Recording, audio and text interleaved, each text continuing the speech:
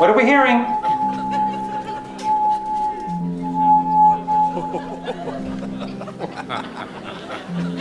It's great to be back at the Magic Moment Rotating Bar and Bistro. Some of y'all are probably wondering how I even made it to stage tonight, considering everything. No. You don't have to look so sad for me. The scintillating solution that will shock the shimmering ectoplasm right out of you is magic. An umbrella. Here, have it. I'm sorry, my timing is a bit off. The scapegrace would have twirled in its sackcloth and ashes, and it would have distracted you with its pale, spindly legs, which would have allowed me to flick my wrist just so. Here you go, sir. A completely different umbrella. Umbrellas are compressible cylinders, covering collapsible cages that are casually convenient to carefully conceal. Umbrellas are also well known to be pure anarchy. They live, they die, they escape their fates by running away to start new lives in the backs of palanquins. They're dangerous to open and close. You could lose your third eye in some ill-fated kersproing. Therefore, making one appear out of nothing is so impressive that you don't realize that this umbrella is puny. A dinky runt that would barely keep your familiar spattle out of your cauldron. And so is this one. Some of you are getting concerned about the blood. Don't worry. It's my own blood. I've tried to slow the wound down as best I can, but the fact is that I'm going to bleed tonight. It's the adrenaline of being on stage. The blood gets pumping. You feel yourself dissolving into the audience. You've practiced everything so much that it bores you dead delirious, but suddenly an audience is there with you, along for the ride. And it feels outstanding to go fast and take the turns on two wheels. It's all new again to you. And so the ritual of practice becomes the fact of control. For a brief moment in a berserk life where nothing ever goes as planned, you're a few steps ahead of disaster. And so you can make things pan out exactly the way you want. Even with a flourish. It ignites your arteries like bonfires at Martyries. Those snaky blue veins beneath your skin bounce like neofolk and then roar like Celtic metal. And so, I'm going to bleed. Can't be helped. It's a sigil-shaped cut on my calf. I taped it up with black electrical tape. Same color as my headband. Stylish, am I right? Please, there's no need to call an ambulance. I'll stand back a bit so I don't splatter anyone. It's a trick, right? I look just fine on my face, don't I? It's all part of the show. It's all magic. The blood is the liquid glass of the magic mirror escape attempt. That's why you're all here, right? Could we cut the lights down to just one spotlight on me? There's no need to show them how the blood is pooling. It's going to spread, and they know that. You all know how blood works, right? Presto baboom, a book. Yes, go ahead and give it up. I crave your sarcastic applause. It was under your arm the whole time. You're right, sir. The scapegrace and I used to love visiting those old bookstores back before they all became T-Mobiles. We would wander the stacks, hoping someone rich with taste had just died. The city spontaneously generates eccentric occultists. People without real jobs enjoy amassing secret decaying knowledge in the eternal canyons of steel and glass. Benighted bassinets beckoning to baleful blue blood bedbugs. So instead of raising a family, we evoked our book collection. Though of course we mostly used all those dusty tomes for glamorous photo shoots. Don't tell anyone, but books of secret spiritual arcana aren't exactly page-turners. Yet we did crack one open from time to time for a decadent lark. For instance, the scapegrace liked to read to me while I cooked. It never cooked. It would purr to me in a spooky voice while I stirred the sauce. Spells for summoning demons. Love spells. There was one spell it particularly liked, so much that it memorized it. The the scapegrace would shout it at me whenever it wanted me to pour it a drink, which was all the time. This spell is short. It's from this particular magic book that I hold here in my steady, pale hands. The book is called One True Love, and it's just variations on spells for Vestals to see their future deflowers in a mirror. Let me read you the passage that the scapegrace loved so much that it became its own personal hymn to me. The fool sublime, in his flowering prime, vaults beyond time, and blood must twine with shadow and wine. Blood must twine with shadow and wine, it would shout at me dramatically, stabbing me in the chest with this little pointer finger if I didn't top it off fast enough, hoping I would snatch it up in my arms, or at least fight back.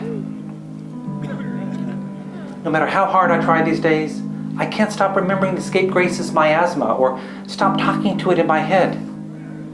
Where do you think my words go? Why am I asking you? You don't know prima materia. You're just an audience, a collective entity as boneheaded as the boneheadedest person among you. Which is this man right here. Take a bow, sir. Let's break this little poem down. I'm obviously the fool sublime here on the stage. But how does one vault beyond time? The scapegrace would have suggested whiskey and poppy nectar.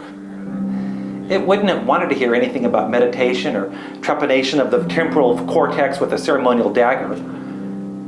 It had its own ways to transcend. It spent most of its life trying to get beyond time until it finally got beyond us all. Here's to the scapegrace. Drink up. I can see that you all miss it. Do you think I'm betraying it by being up here? Don't you think I miss it too? Let's get right to the point. I know some of you here blame me for what happened, but maybe you don't know as much as you think you do about what exactly went down between us. Maybe you didn't want to reckon with some of the hard truths about it. I loved it. More importantly, I liked it the way it was. And guess what? I actually knew it. I found it exciting. I liked when it was completely in my control, barely standing up, just a quivering bag of appetites and wickedness. Does that mean I'm to blame for what it did? I even liked it when it whined and complained, which was constantly. I liked it when it got what it wanted, which was always. Ladies and gentlemen, pay attention to this noose. This noose just keeps going. It keeps going and going and going. This was the scapegrace's eternal noose.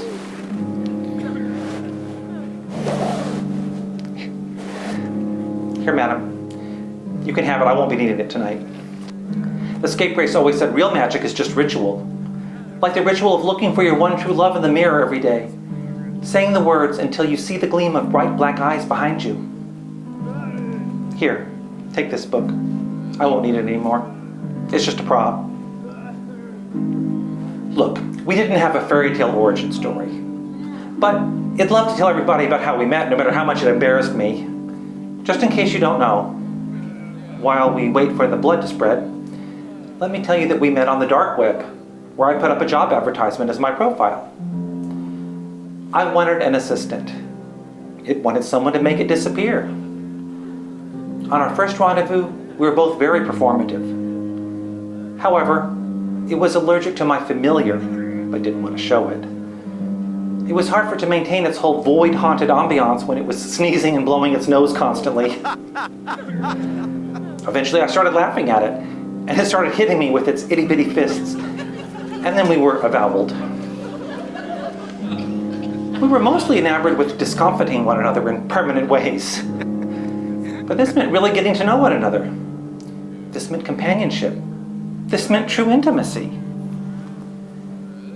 There are all kinds of paradigms, but surely the magician-assistant dynamic is one of the most special and least understood. You're complicit together in performance. You don't just use each other. You work together, anticipating each other's moods and mistakes in order to make something miraculous together. Obviously, one person gets the credit for being in charge, and that's the magician. And obviously there's something unspeakably alluring to you, the audience, about an underhanded magician doing whatever he wants to this poor assistant with total blind trust, putting it in all sorts of perilous situations. But then we all watch it jump up, totally okay and uninjured, seductive as hell, and beaming like it had just rectified with a gourd-shaped flask, to put it in alchemical terms. And come on, you all know the truth about this business. You're magic fans. You all know how things really work. It did the negotiating. It handled all the booking. It got us both health insurance. It talked to other acts. It smoothed over disputes. It designed the costumes. It did all the blocking for the show. And it set all the tricks. It did everything, really. My only job was to be in charge.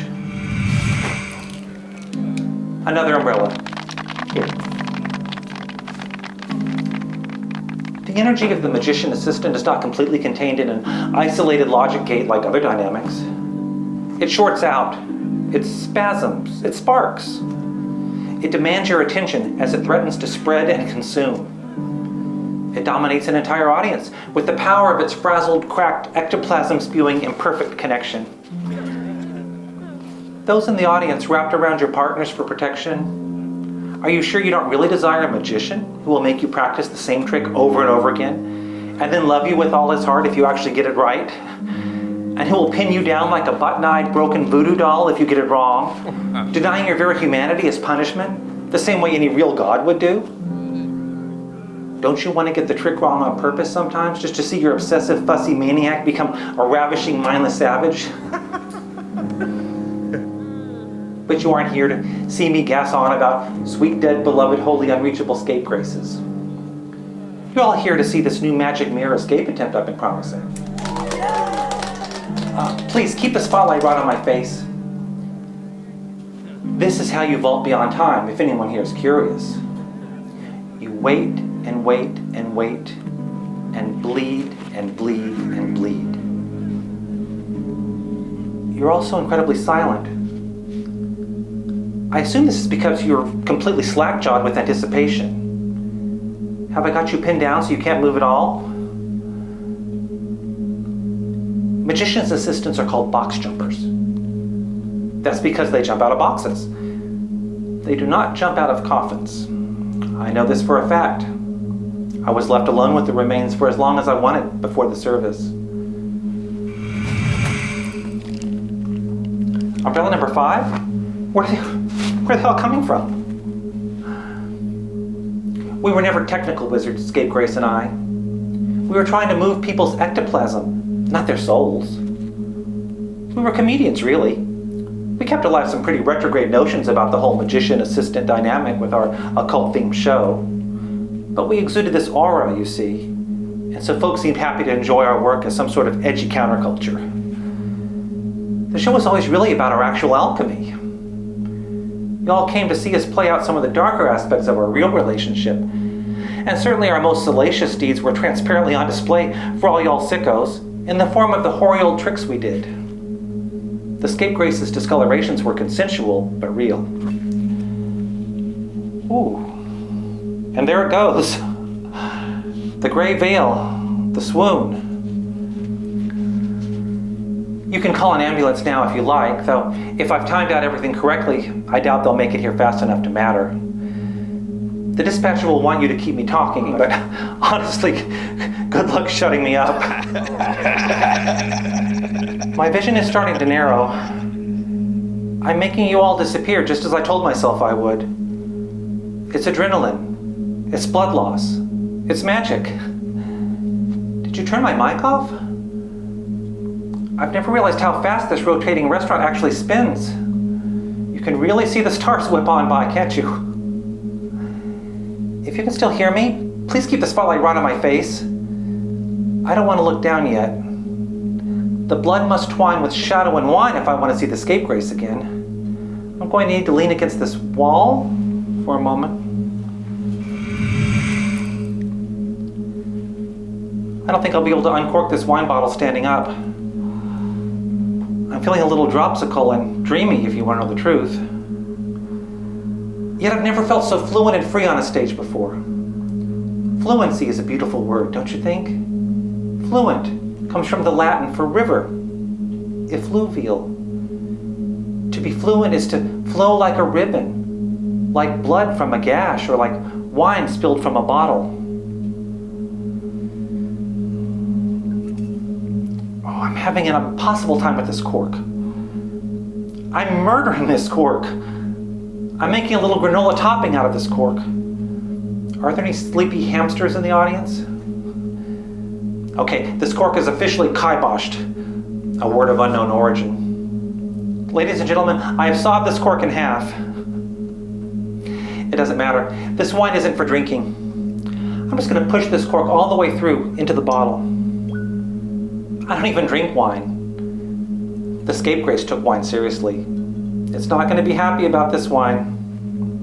I bought it as a joke. I don't know if you can see the label, but it says jalapeno wine. It isn't just wine with some jalapenos blended in or something. It's wine totally made out of jalapenos. How disgusting is that? I bought it for the scapegrace as a present. I was trying to be the one asterisk it remembered. You like spicy food and wine, eh, scapegrace? That seems inefficient. Here's an efficient way to enjoy both of your culinary passions at the same time. The wine sat on our shelf the entire time we were together. Is it time, I would ask? Is it time to drink the jalapeno wine? Never, it would say. It's never time to drink the jalapeno wine. This wine's a little green. Not like blood at all. It's very thin. I'm going to taste it.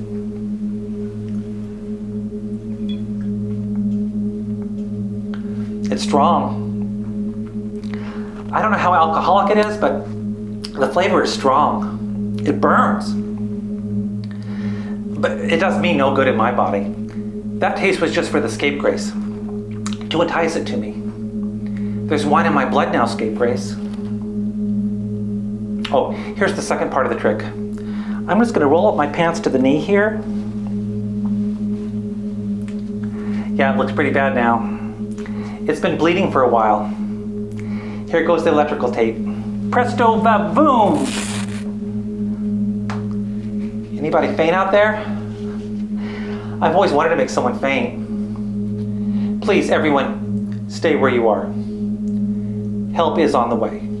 I'm still talking. I can still feel my hands. I feel the smoothness of the bottle.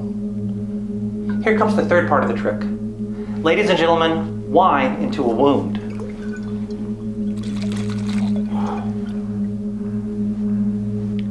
This is not the right way to clean a wound. It's sticky and it burns. It's waking me up though.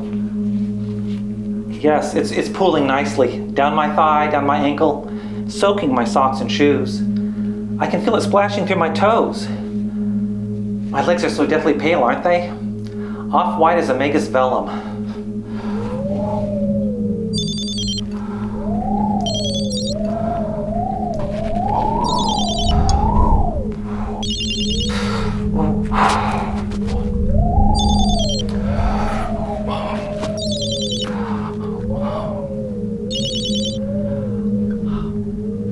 I did not plan to be so miserably cold. If it weren't for these extremely hot lights, I wouldn't have made it here to the end. Tonight, the only heat in me is coming from the capsicum of this terrible wine that somehow lasted as long as the scapegrace and I did. Can you still hear me? I don't think my mic is working. That poem again, The Fool Sublime. I'm the fool. You know it. The scapegrace knew it. In his flowering prime. Why not? Why not assume that I'm at my best here tonight? Vaults beyond time. Has anybody's watch stopped? I can barely see you out there. If you aren't out there, then where did you go? Where did I go? And blood must twine, my blood, with shadow and wine.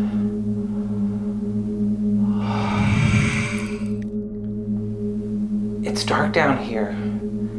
I taste the sticky, sickly, sweet jalapeno wine on the roof of my mouth. I can see the red and the green, and I can see the scapegrace's smile and its bright black eyes. I can't close my eyes yet, though I'm so cold and sleepy. I have to focus. I have to see the scapegrace. I just have to lean forward. Can I get a little more light down here where the blood pools with the wine in the darkness? It's like a mirror. It's like I'm floating on a silent lake.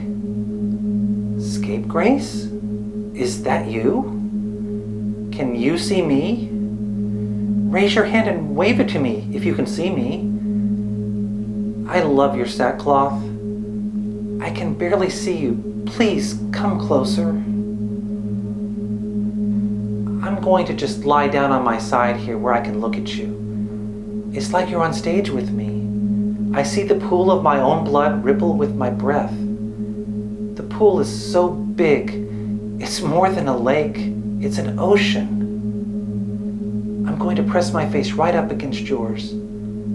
I'm so cold, but this blood is rather warm, like gold suns in the red sky. I'm just going to close my eyes for 1 second so I can hear the applause for us with every pore.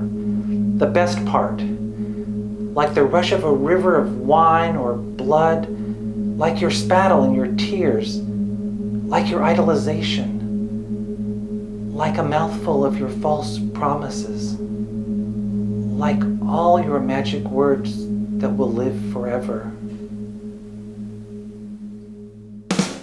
A round of applause for Professor Oddfellow doing Miracle Jazz. And let's close with the musical stylings of Neon's Gone Mad.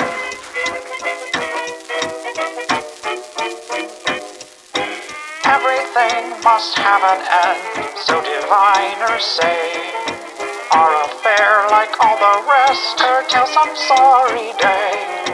But before that end draws near, I'd like to whisper in your ear, who'll take my place in your art when I'm gone? Who'll know the cartouche of your touch from then on? Who's gonna share each sorrow and care? What'll do you whenever you're blue? There isn't a one who knows Zion like I do. Who'll take my place in your wand-wielding arms? Who will incant all your wonderful charms? And who'll decant a brew and believe just in you? Tell me who'll take my place when I'm gone?